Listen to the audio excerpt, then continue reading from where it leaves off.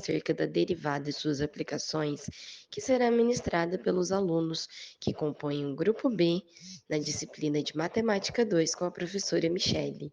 E aí, tá pronto para aprender de uma forma bem legal e sair daqui bem craque? Bom, pessoal, iniciaremos essa apresentação falando de uma regra fundamental em cálculo diferencial, a regra da cadeia. Lembrando ainda que essa regra é usada não somente em cálculo, mas também em diversas outras áreas matemáticas e da ciência. Mas afinal, o que essa regra define? Ela nos descreve como calcular a derivada de uma função composta, ou seja, uma função formada pela composição de mais de uma função. Podendo ser denotada pelas duas fórmulas explícitas no slide, onde a regra nos diz que para calcular a derivada da função composta y, multiplicamos a derivada da função externa f' pela derivada da função interna g', considerando g de x como uma função de x. Logo à frente, veremos a fórmula aplicada em exemplos e o entendimento se tornará ainda mais claro. A regra da cadeia também pode ser utilizada em cálculo vetorial, onde a função vetorial rt descreve a trajetória de um objeto no espaço. Calcula-se, então, a derivada de uma função escalar f ao longo dessa trajetória por meio da regra da cadeia. Como podemos ver no slide, o operador nabla f é o gradiente de f, e dr sobre dt é o vetor velocidade, que é a derivada de rt com relação ao tempo. No primeiro exemplo, temos h de x igual a x mais 2 ao quadrado. Substituindo u igual a g de x, que é igual a x mais 2, temos fg de x igual a fu, que é igual a fu igual a u ao quadrado. Aplicando a regra da cadeia, d sobre dx de h de x é igual a d sobre du de fu vezes d sobre x de g de x, que é igual a d sobre dx de h de x é igual a d sobre du, u ao quadrado, vezes d sobre x, x mais 2, que é igual a d sobre dx, h de x igual a du vezes 1. Substituindo novamente, d sobre dx de h de x é igual a 2 vezes x mais 2 vezes 1, que é igual a h' de x é igual a 2 vezes x mais 2, que é igual a h' de x igual a 2x mais 4. Agora vamos para um exemplo aplicado nas ciências sociais. O exemplo utilizado é o investimento em educação superior e o crescimento econômico. Nosso objetivo é entender como o investimento em educação superior afeta a produtividade e como a produtividade afeta o crescimento econômico. Vamos determinar como uma mudança no investimento em educação superior afeta diretamente o crescimento econômico. Utilizando o modelo matemático, iremos considerar I como sendo investimento em educação superior, P em relação a I, uma função que representa a produtividade em função do investimento em educação superior, e G em relação a P, uma função que representa o crescimento econômico em função da produtividade. A aplicação será realizada em duas etapas. Primeira etapa, devemos derivar P em relação a I. Na segunda etapa, devemos derivar G em relação a P. Pela regra da cadeia, a derivada de G em relação a I é derivada de G sobre derivada de I igual ao produto de derivada de G sobre derivada de P vezes derivada de P sobre derivada de I. Como fazer a aplicação na prática? Primeiro passo, devemos fazer a coleta de dados, ou seja, reunir dados sobre os investimentos em educação superior, produtividade e crescimento econômico. Segundo passo, fazer uma análise estatística. Fazer a utilização de técnicas econométricas para estimar a derivada de P sobre derivada de I e derivada de G sobre derivada de P. Terceira etapa, interpretação. Devemos utilizar a regra da cadeia para interpretar como as mudanças no investimento em educação superior impactam o crescimento econômico via mudanças na produtividade. Agora, iremos utilizar um exemplo concreto. Suponhamos que, após a análise, encontramos derivada de P sobre derivada de I igual a 0,2. Ou seja, para cada aumento de 1 milhão no investimento em educação superior, a produtividade aumenta em 0,2%. E derivada de G sobre derivada de P igual a 0,5. Ou seja, para cada aumento de 1% na produtividade, aumenta o crescimento econômico em 0,5%. Então, utilizando a regra da cadeia, temos derivada de G sobre derivada de I igual a 0,5 vezes 0,2, resultando em 0,1. Significando que, para cada aumento de 1 milhão no investimento em educação superior, aumenta o crescimento econômico em 0,1%. Este exemplo mostra como a regra da cadeia pode ser utilizada para entender o impacto indireto de variáveis políticas e econômicas em resultados sociais e econômicos. A análise quantitativa é crucial para obter estimativas precisas das derivadas parciais e interpretar os resultados de forma significativa no contexto de políticas públicas e desenvolvimento econômico, como o caso da educação superior. O teorema da função implícita nos permite estabelecer relações envolvendo funções de múltiplas variáveis reais. Ele nos revela que se uma equação de múltiplas variáveis tiver como função definida f de x, y e for igual a zero, ela satisfaz algumas condições de suavidade em suas derivadas parciais. Na versão bidimensional, se considerarmos z é igual a f de x, y, se torna uma função de duas variáveis independentes. E agora, se considerarmos z igual a c, onde c é uma constante, então as variáveis x e y deixam de ser independentes. Agora, só é possível alguns valores de x e y, de modo que f de x e y seja igual a c. Em relação à versão tridimensional, da mesma forma nós podemos definir que w é igual a f de x, y, z, visto que a gente está falando sobre o domínio R3, e se fizermos a interseção da hipersuperfície de S, considerando w igual a c, podemos ter uma superfície em R3. Considere a equação fxy igual a x ao quadrado mais y ao quadrado menos 1. Esta equação define a circunferência de raio 1 centrada na origem. Podemos usar o teorema da função implícita para resolver esta equação para y como uma função de x. Para isso, primeiro calculamos a derivada de f sobre a derivada de y igual a 2y. Em seguida, observamos que a derivada de f sobre a derivada de y é diferente de zero para todo y diferente de zero. Portanto, podemos aplicar o teorema da função implícita para mostrar que existe um intervalo aberto I contendo zero e um intervalo aberto J contendo zero, tal que f de xy é igual a zero para todo xy pertencente a I e J. Y igual a g de x para todo x pertencente a y, onde g é uma função contínua e diferencial em I. G0 igual a zero, a função g de x pode ser calculada explicitamente como g de x igual a mais ou menos raiz de 1 menos x ao quadrado. Veremos o teorema da função implícita aplicado nas ciências sociais por meio da economia. Bom, o teorema ele é aplicado para derivar as funções de demanda, que descrevem como a quantidade demandada de um bem varia com os preços e a renda.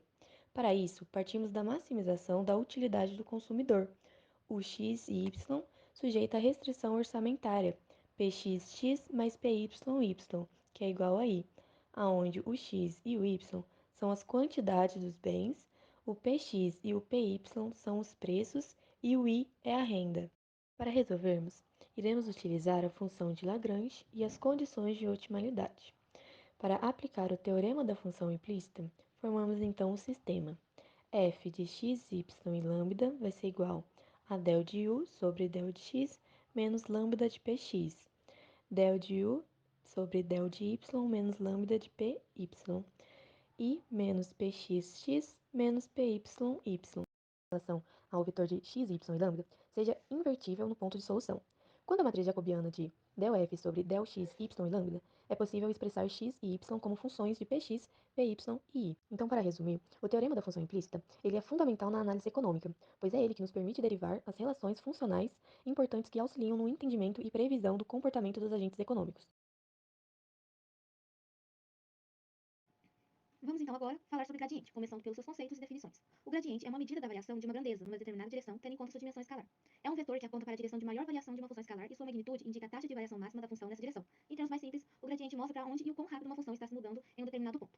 A definição de gradiente é: o gradiente de uma função f, denotado por nabla f ou grad f, é a função vetorial cujas componentes são as derivadas parciais, ou seja, essa equação abaixo. Vamos então agora falar sobre as três características principais de um gradiente. A direção de crescimento. O vetor gradiente aponta na direção em que a função f cresce mais rapidamente. Se você se mover na direção do vetor gradiente, experimentará o maior aumento na função f por unidade de deslocamento. Magnitude e taxa de variação. A magnitude do vetor gradiente, denotada por nabla f, indica a taxa de variação máxima de f na direção do gradiente. Em outras palavras, quanto maior a magnitude do gradiente, mais rapidamente a função está mudando naquela direção. Ortogonalidade. O vetor gradiente em qualquer ponto é ortogonal, perpendicular à superfície de nível que passa por aquele ponto. Isso significa que se você se mover tangencialmente à superfície de nível, a função f não mudará. Para encontrar o gradiente, precisamos calcular as derivadas parciais de x e y. Considerando a função f de xy igual a 3x² mais 2xy mais y ao quadrado, vamos encontrar que a derivada parcial de x é igual a 6x mais 2y. Na continuação, ao fazer o cálculo da derivada parcial do y, encontramos 2x mais 2y. Com o resultado das derivadas parciais, podemos então encontrar o vetor gradiente da função, que nesse caso será 6x mais 2y e 2x mais 2y. Agora eu vou explicar o exercício que envolve a aplicação do conceito de gradiente na análise da desigualdade econômica nas ciências sociais. O problema consiste no seguinte raciocínio. Imagine que estamos analisando como diferentes fatores econômicos e sociais influenciam a desigualdade econômica em uma região. Então temos um modelo matemático que descreve essa relação utilizando três variáveis principais, que são o nível de educação, a taxa de desemprego e o acesso a serviços de saúde. Então temos as variáveis da função. A desigualdade econômica é representada por y e é dada pela função y igual a x1 ao quadrado menos 3x2 mais 4x3 mais 2, onde x1 é o nível de educação, x2 é a taxa de desemprego e x3 é o acesso a serviços de saúde. Então, nosso objetivo é calcular as derivadas parciais de y em relação a cada uma dessas variáveis, analisar o significado dessas derivadas, calcular o gradiente em um ponto específico e, por fim, fazer a recomendação baseada nos resultados. Derivadas parciais, vamos calcular o gradiente no ponto onde x1 é 10, x2 é 5 e x3 é 2.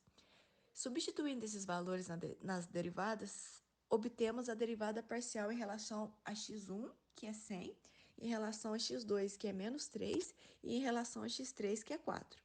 Então, isso dá para concluir que o gradiente é o vetor 100 menos 3,4.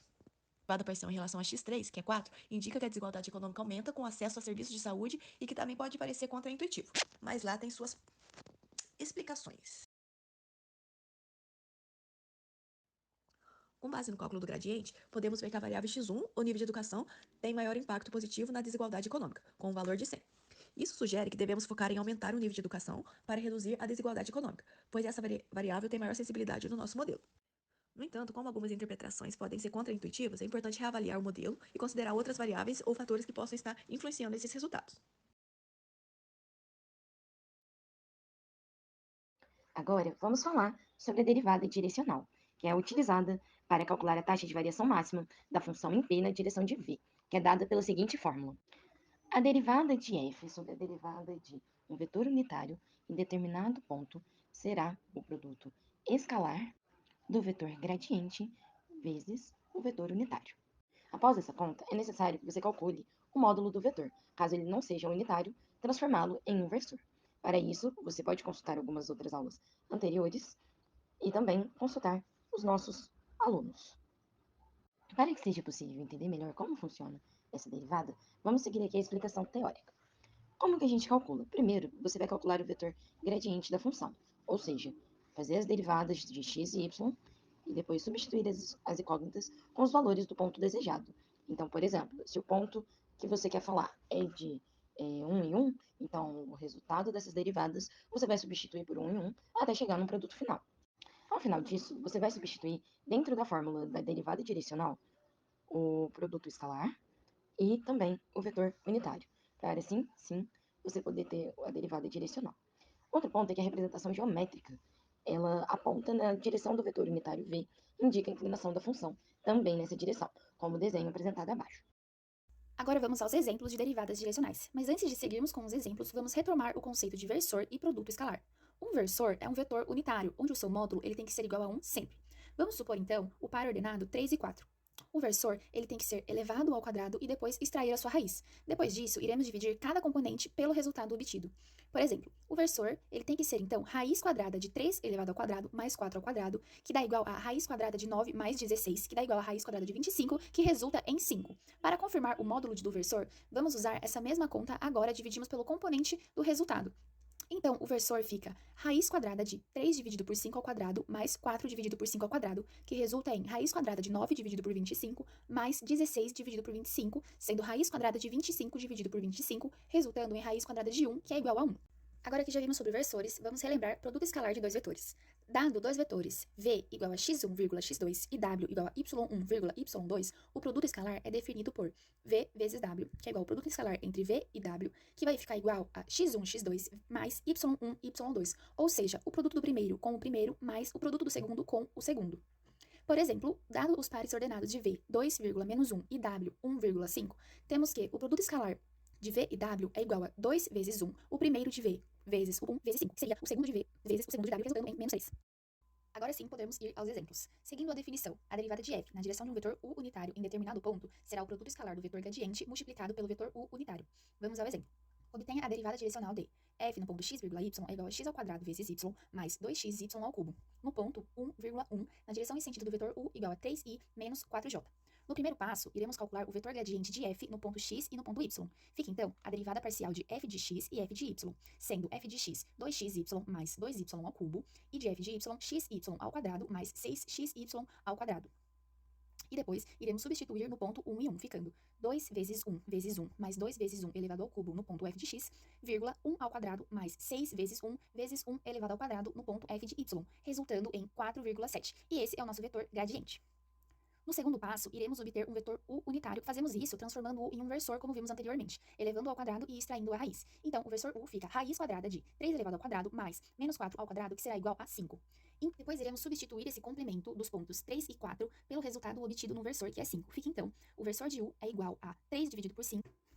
Por fim, conseguimos calcular a derivada de f na direção do vetor u, que será o produto escalar entre o vetor gradiente de f de x, y e o vetor unitário. Fica, então, a derivada de f nos pontos 1,1 é igual ao vetor gradiente 4,7, produto escalar com 3 dividido por 5 menos 4,1 é igual ao vetor gradiente 4,7, produto escalar com 3 dividido por 5 menos 4 dividido por 5. Fazendo aquela regrinha de multiplicar o primeiro com o primeiro mais o segundo do segundo, nós temos 4 vezes 3 dividido por 5 mais 7 vezes menos 4 dividido por 5, que fica 12 dividido por 5 menos 28 dividido por 5, que dá igual a menos 16 dividido por 5, resultando então 3,2. Agora, para melhor entendermos a aplicação da derivada direcional no campo das ciências sociais, segue esse exemplo para ser aplicado no campo da economia. Questão 1. A empresa Grupo B Limitada quer saber como a produção muda se houver um aumento simultâneo de 1% no capital e 2% no trabalho. A função de produção dessa empresa é dada por P pelo ponto KL igual a 100K elevado a 0,5 vezes L elevado a 0,5, em que P é a quantidade de produção, K é a quantidade de capital, L é a quantidade de trabalho. A primeira coisa que você deve fazer é calcular a gradiente da função de produção, que é nada mais do que o vetor das derivadas parciais em relação a Q e L, os pontos inicialmente passados. Com isso, a derivada parcial em relação ao capital K vai ser igual a 50K menos 0,50 vezes 5, enquanto a derivada parcial em relação ao trabalho L será de 50K elevado a 0,5 vezes L elevado a menos 0,5. Ou seja, o produto escalar será igual a 50K elevado a menos 0,5 vezes L elevado a 0,5 e 50K elevado a 0,5 vezes L elevado a menos 0,5. O segundo passo é definir o vetor direcional. Então, o que você precisa fazer aqui dentro? É pegar os pontos que foram passados inicialmente a serem calculados, que é 1% e também 2%, para você conseguir calcular o versor que será utilizado no desenvolvimento da derivada direcional. Com isso, seguindo essa fórmula aplicada aqui, substituindo os valores dentro da fórmula do versor, chegamos à conclusão de que é necessário os vetores 1 sobre raiz de 5 e 2 sobre raiz de 5. O terceiro passo é calcular a derivada direcional, em que você vai substituir os valores da fórmula pelos valores obtidos no produto escalar e também no vetor unitário. Com isso, seguindo, você pode seguir toda essa fórmula que foi feita aqui, em que os valores são substituídos, e chegaremos no resultado final de 50 vezes L sobre K elevado a 0,5 mais 100 vezes K sobre L elevado a 0,5 sobre raiz de 5. E por último, para analisarmos e podermos interpretar de melhor forma o que foi feito aqui, vamos supor que K, quantidade de capital, seja igual a 100 e a quantidade de trabalho L seja igual a 400, vamos ter um resultado final de 67,08. De forma que, se a empresa aumenta o capital em 1% e o trabalho em 2%, a produção aumentará uma taxa de aproximadamente 67,8 unidades por unidade percentual de aumento em direção ao vetor 1.